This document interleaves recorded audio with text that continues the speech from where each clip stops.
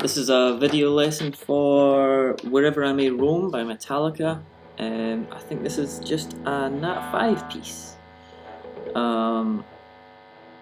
It's a fun one though, yeah, it's a good one if you're into your metal and you still want to play some metal for your Nat 5.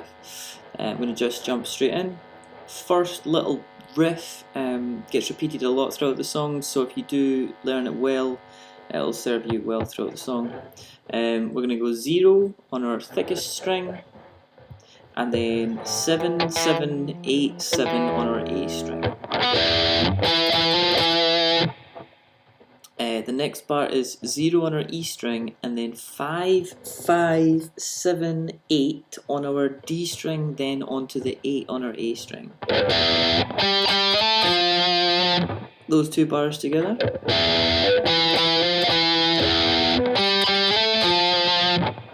We'll repeat the first bar a little bit. We do that whole thing again.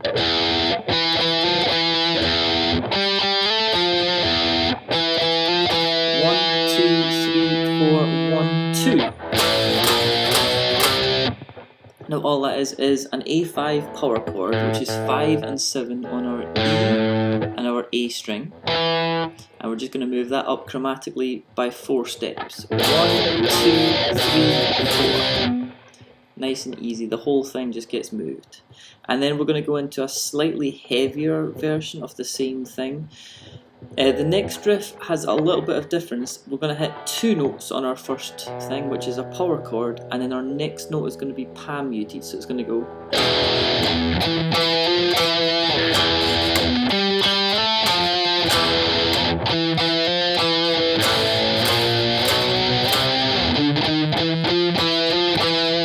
That's our first new part really. It's just going to be 5, 6, 7, 8, 7, 8, 7 on our A string. We're going to pan mute that at the back. If you don't know how to pan mute, what I'm essentially doing is putting this part of my hand right up against the back of the string. Now, I can't be too clear with this. Right here is where I'm going. If you go even just here with your palm, you won't get any sound at all. It'll sound like this. If you move it further back, you'll get that nice palm muting sound. And this is what it sounds like without the palm muting, with the palm muting. And that's what we're after there. Whenever it says PM on music, that means palm mute. So.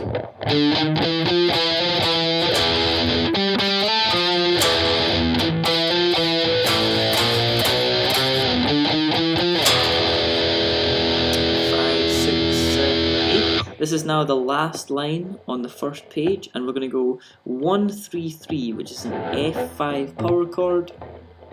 We're going to pan mute the first 2 notes. We're going to play an E minor chord now, which is 0, 2, 2, 0, pan muting the first 3 notes.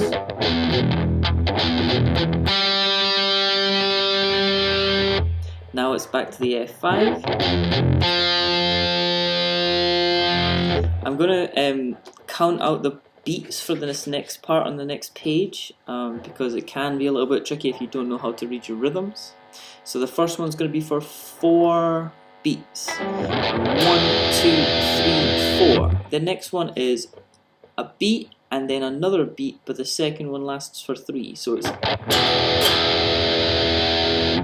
And then we're going to go up to 6 and 8, which is a B flat power chord. 1, 2, 3, 4. 1, 1, 2, 3. So that's going to be like 1, 2, 3, 4. 1, 2, 3, 4. Down to an A5, which is 5 and 7. 1, 2, 3. 1, 2, 3, 4. We've got a little bit of a broken chord section here. It's not too hard though. Looks like an E minor.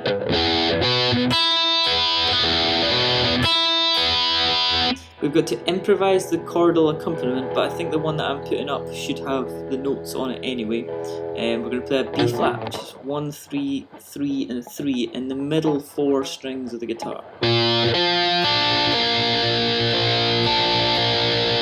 A G minor chord now.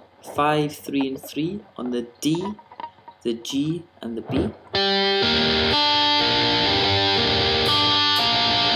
Back to the B flat, same thing as last time. Next little part says 1, 1, 2, 3, nice and steady. And then back into palm muting.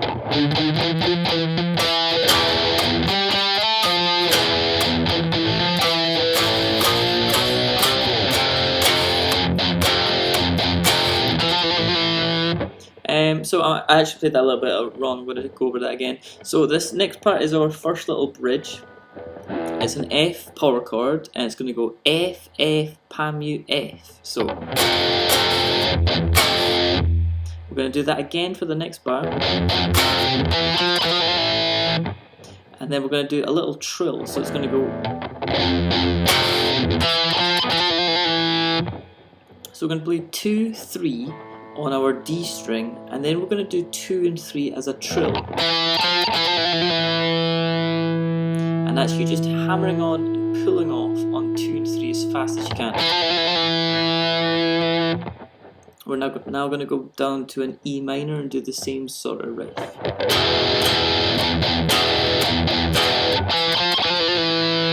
Up to B flat.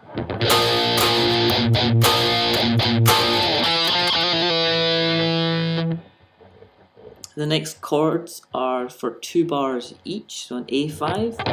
1, 2, 3, 4,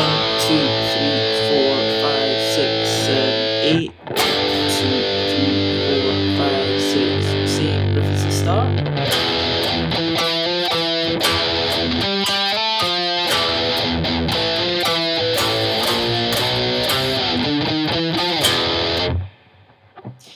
Probably the biggest mistake that I see students make on this is they know the song quite well and they learn using their ears because they know the song, but this is unfortunately a Nat 5 version of this song, so you have to play what's on this piece of paper. Don't play what's on the actual track, because unfortunately that's going to be wrong in your exam. Watch your rhythms on the second page. Your last note has to be 1 beat long and that's it. A lot of people go for a nice big, you know.